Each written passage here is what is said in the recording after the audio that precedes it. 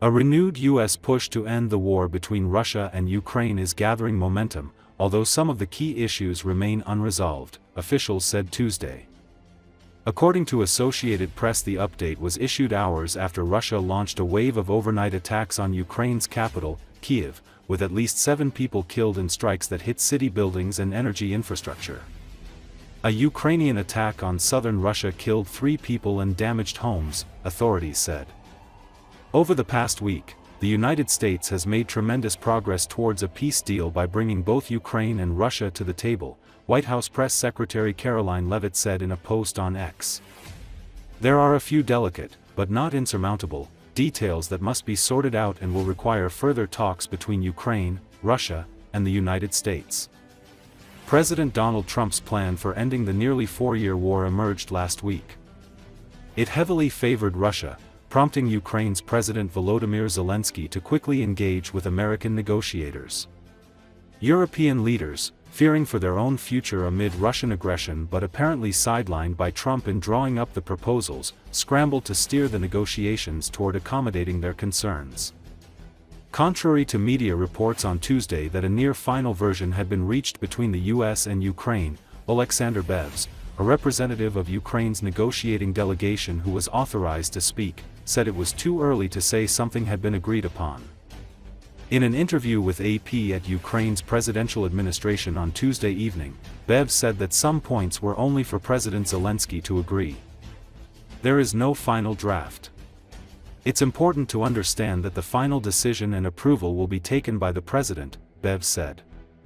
He said the next steps included Tuesday's US-Russia meeting in Abu Dhabi, to gauge their reaction, and Ukraine expects there to be a meeting between Trump and Zelensky, noting that the US-Ukraine and US-Russia track may overlap. Bevs would not be drawn on what amendments were made, citing the sensitivity of the discussions. He said most of the points were amended but for a variety of reasons, including duplication and irrelevance. He did say, however, that the aim was to have NATO Article 5 security guarantees and that the amendment to the Ukrainian troop cap had been taken on advice from Ukraine's armed forces. The United States are quite aware that the level and the character of security guarantees would actually define the sustainability of the deal. I mean, this is not just a part of this deal. This is the part making this deal real and enforceable, he said.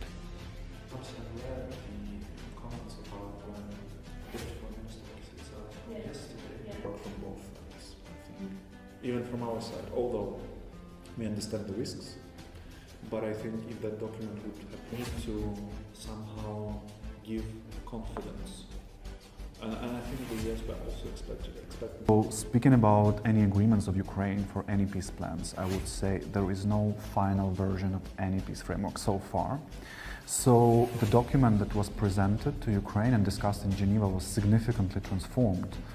And it reflects a lot of things that Ukraine wanted to put there, or to change, or to exclude from this plan. But there is no final draft. It's important to understand that the final decision and approval will be taken by the president.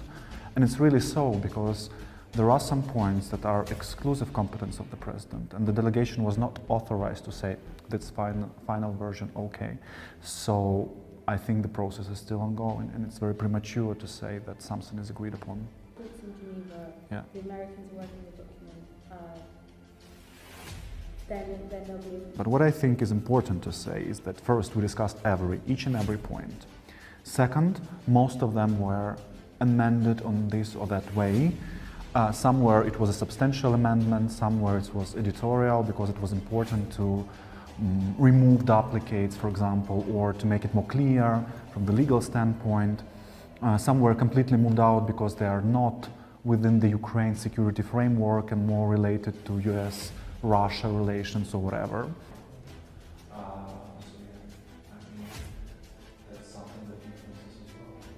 The United States are quite aware that the level and the character of security guarantees would actually define the sustainability of the deal.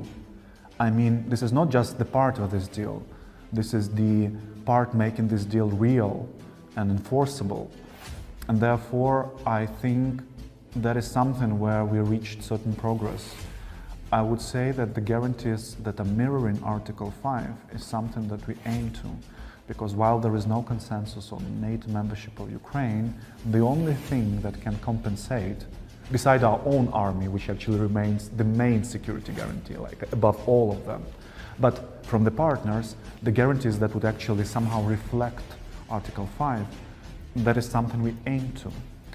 But I believe that it shall be elaborated not only this framework, there shall be a strong legally binding agreement that would be not only signed but also ratified and pass through all the procedures necessary to make it sustainable and long-lasting.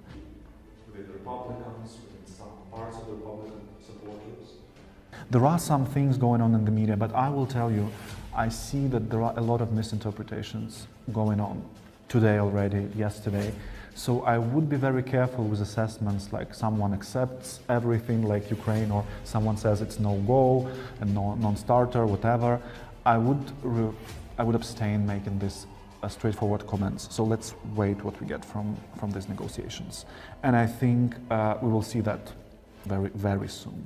The leaders meeting US, Ukraine, and then after that they'll go. Here we had good discussions. Americans were open to hear what we say, and I think that brings me to the idea that they believe now it's a momentum.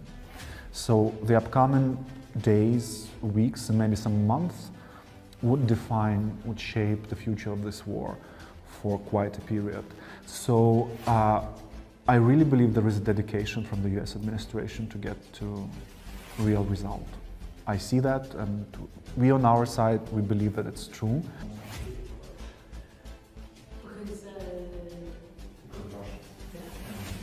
I think that Ukrainian team has already done what was expected till the deadline. I mean, the deadline of Thanksgiving was something that we actually performed by having these talks and making them very constructive and open. Now, for Ukraine-US part, I'm not taking US-Russia part, it's important for the leaders to speak. I know that President Zelenski is ready to meet President Trump. Oh, really? Yeah. Ideally, and we always said about it, after the consensus is found, hopefully, there shall be a ceasefire. And then the process shall start, because it will not be 1 day or 2 days, I don't know, because even if the framework is agreed upon, even if we have the understanding, once we start a ceasefire, a lot of job has to be done, because there are very different parts of this agreement that need to be elaborated, need to be reflected in specific agreements, maybe some treaties, some, I don't know, on different topics. That would include security guarantees, economy, many others. So that needs a lot of time, but that cannot be done while such night as happened in Kiev yesterday will repeat every day.